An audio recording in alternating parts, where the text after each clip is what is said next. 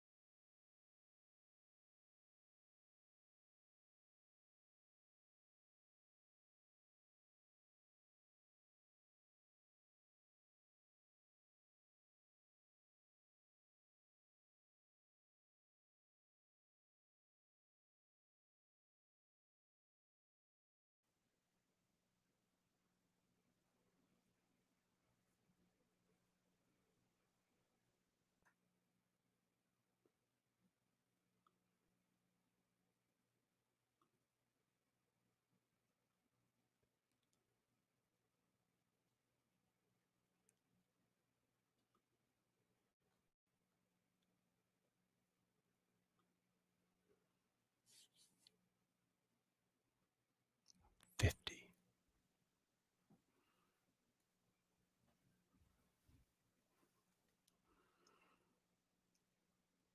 Just 40 seconds, Robin.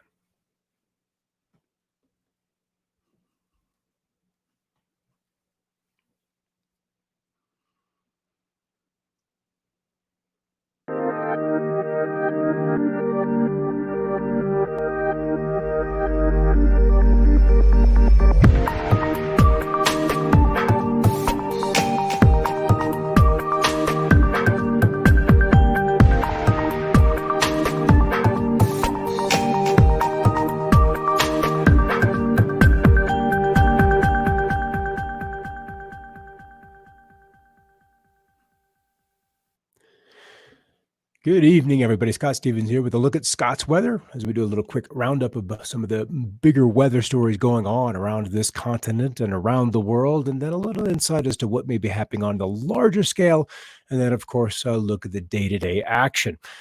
This is that time of year, and when I was working in Tulsa, as Greg over there in the comment section, that's where I met you. You're a great travel agent back then, Greg, and thank you for all your work on those occasional hairy adventures. um, that you were grateful to see a cool front come in from the north, be it June, July, certainly by August, you were ready for a break from the heat. And that's what's happening right now. We've got a couple of cool fronts around the country that have progressed unusually far south for the time of year that we find ourselves in. And that's probably the biggest news that's going on around the country. So let's pop on over here and take a look at what's going on in the Twitter sphere. And we can see we're going to go out of the country. We'll go up to Canada.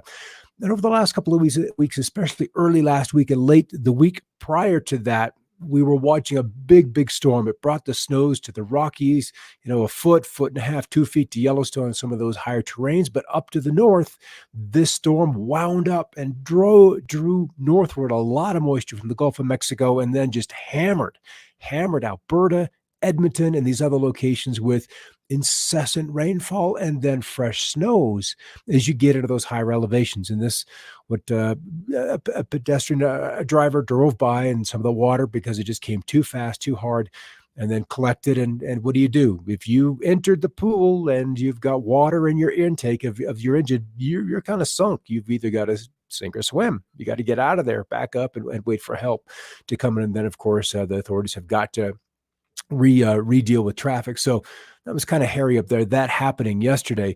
The contrast to that is farther south, where Alva Beach in California dealing with fires. And we've seen some of these fires recently on the satellite imagery, and we're truly, guys, we are just beginning fire season. And yes, Vicky, holy smokes, appropriate, funny, all of the above, but that's just the situation we're in right now as the West continues to dry out at a very quick pace with a lot of heat. The other thing that's going on is incredible amounts of dust. this is the time of year when this happens. However, the quantity and the strength of the winds rolling off the Sahara of Africa is it's intense, and so it's kind of choking off the Atlantic, what would be the hurricane season.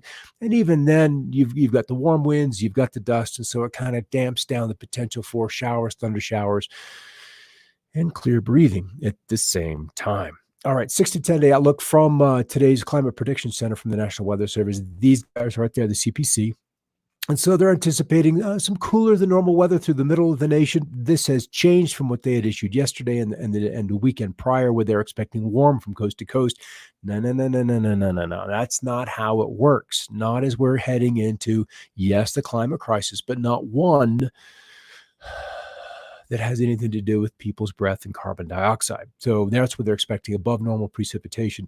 What's interesting, though, is this is where the moisture is dry. If you're in the reds from Colorado through Utah, literally right about that 40th latitude is where we're seeing the soils drying out very, very quickly, where the winter already was kind of iffy, but where we've got the greens, or even in the lighter yellows, things are good enough that we can irrigate and compensate for that. This is where the fire situation is presently. This graphic from the Weather Channel, but the control center for the International Fire Center is in Boise, Idaho, where we'll get to them in just a moment. But this is where the fires have been ignited and are going right now.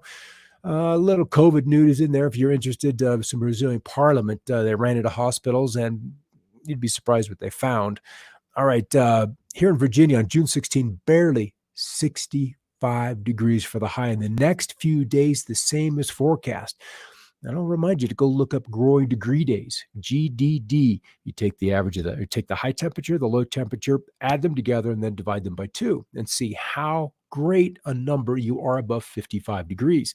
55 being a lower average for plants' field growth. And certain crops need those values to be literally 2,000-3,000, and others are fine in the middle to upper hundreds, 600, 700, 800.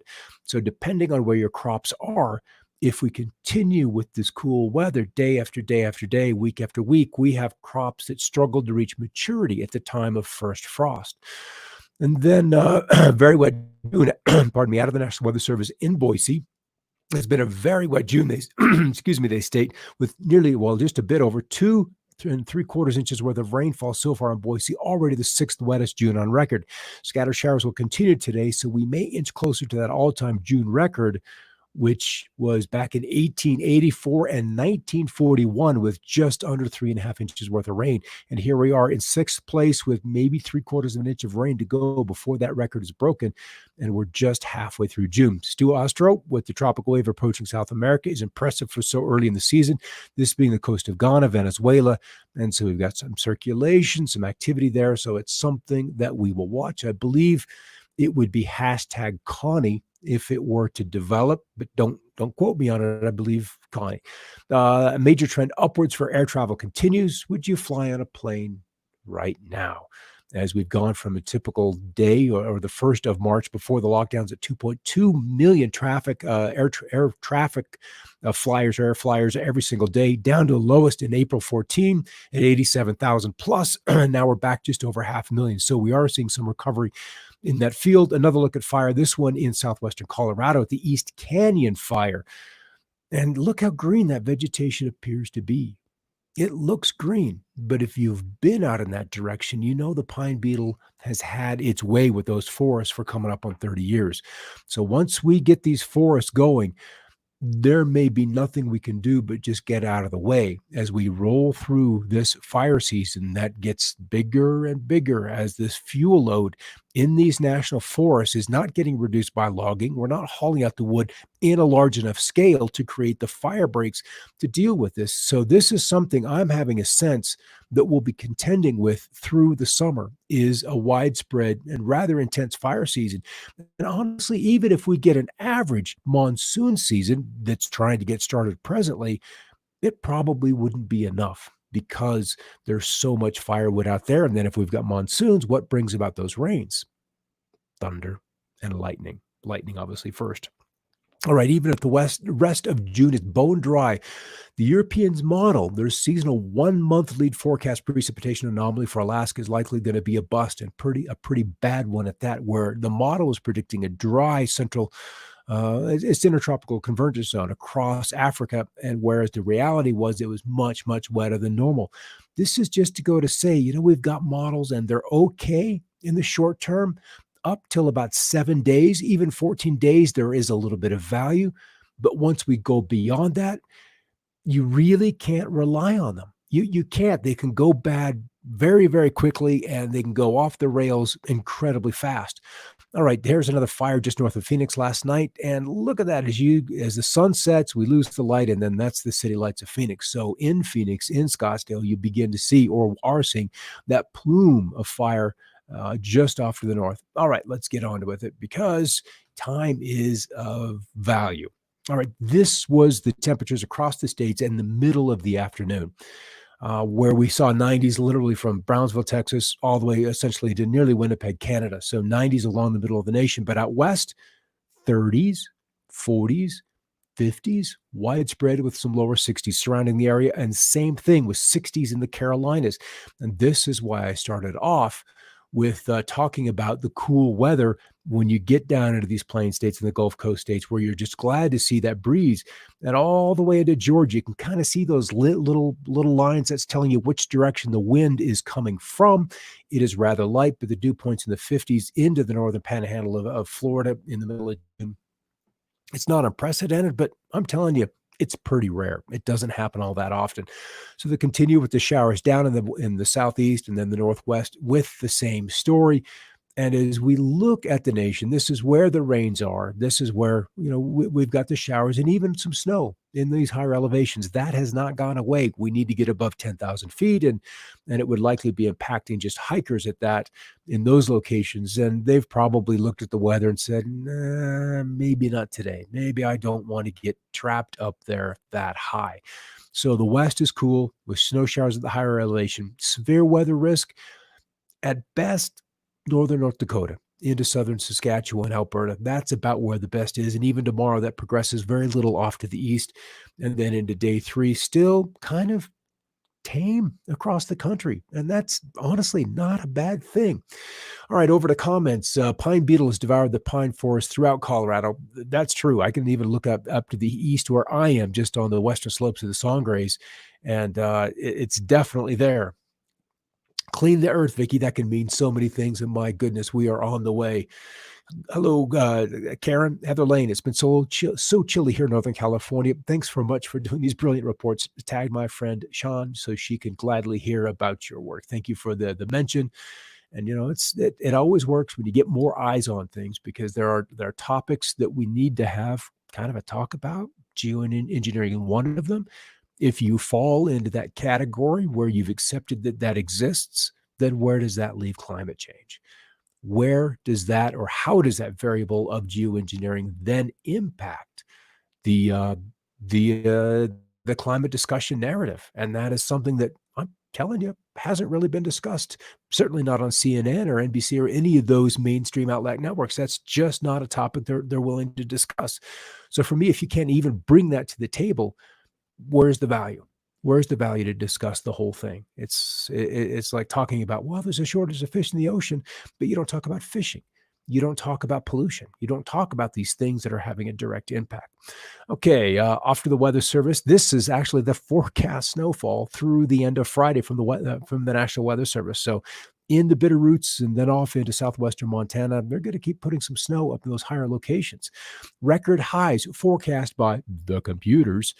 Clusters at least 13 locations in the Carolinas into North Georgia, anticipating record highs, and then record warm lows or high minimums out ahead of that, with maybe 74 at Sioux Falls, South Dakota, and International Falls, Minnesota at 67 degrees there. We know that typically has been, at least when I was growing up, before we got to these cold locations in Utah and Idaho, that was often one of the coldest locations in the country, and they're looking for a record warm low tonight.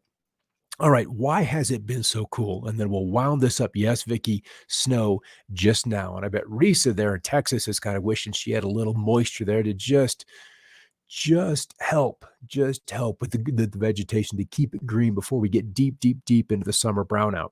All right, 2 things we wanna look at here is the storm across the Pacific Northwest moving into the Northern Rockies, and then this other one down in the Carolinas, as I've pointed out a few times. I suppose the 3rd place we could talk about is this big high sitting over the Northwest Territories and the Yukon.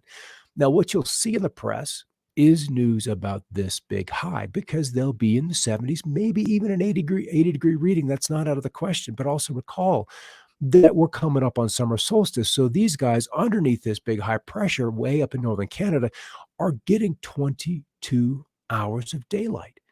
So if the jet stream is in a great configuration to allow that sunlight in, they're at relatively low elevations, you're going to see the temperatures go up. You should expect that. So what I want to do is roll this out about a week, and we'll see the low still kind of churning through the Ohio Valley. This guy is largely disconnected from the jet stream as we get a high coming through here, kind of folding over. It really kind of wants to turn this into what looks like a droplet, where the droplet is disconnected from the stream and then it drops to the south. And that's what we've been putting up with, where these big old jet stream drops, if you will, that kind of remain disconnected. So here we are almost a week out, and we have what looks like the Greek letter omega. Big there, big arc overhead with that high still sitting in Canada. I bet we'll see between now and say next Tuesday, so 7 days, 50 stories about warmth in northern Canada, and little, if anything, about the snows farther south, the colds in Europe. But we'll see the news continue to work that narrative.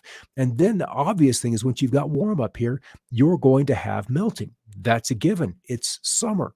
And so with that melting, then we end up with water back in the Arctic Ocean, which does change the salination just a little bit, but it is measurable. And so, but how long does this last? So this model, if it has any accuracy, as we get to next Friday, next Saturday, really towards the end of June, that big high is gone up there. And I'm going to run this all the way to the end just so we can be done.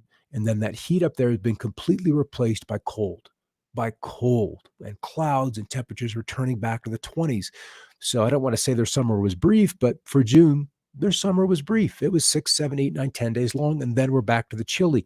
And then that high has been reestablished back off the coast of the Carolinas, which would encourage tropical development, or at least to bring them in through the Bahamas. And then the heat is back in the western states where it has been and typically is this time of year. So it's kind of interesting to see how all of these cycles play together, but you got to step back and look at it over the course of decades. If you see people showing you charts and it's just doing this straight down or straight up, how far back does it go? Are we looking single years, 10 years, 5 years, 10 years, 50 years, 500 years? Maybe 5,000 years is a more appropriate context to look at some of these larger changes within. All right, yeah, and then they'll talk about the hot Risa. Vicky, wow, snow still. Yes, yes, yes. So let's look at this guy. It's rained so much here in North Carolina for the months of May and June. It's been weeks at a time. And if I'm not mistaken, it was awfully dry last there. I had an acquaintance friend who ended up working at a farm back in North Carolina last summer, and their issue was drought until they ended up with, I believe, a portion of Dorian coming ashore. So, those kind of events are outliers, those kind of tropical storms, but when they do come, they leave a lot of water behind. All right, everybody, thanks for stopping by. We'll do it again tomorrow, but also tomorrow we'll be looking at my other show called Another Perspective. And I kind of want to talk about, what was the title? The desire for liberty. We'll just call it that, the desire for liberty. And we have got to break down 2 things. What is liberty and what is desire? And how do we manage the two? Do desires more put us in bondage, or can they set us free? And how to balance those 2 energies that we're constantly playing within. All right, everybody, have a great night. Good to see you here, and we'll check in tomorrow, and we'll talk to you then. Take care.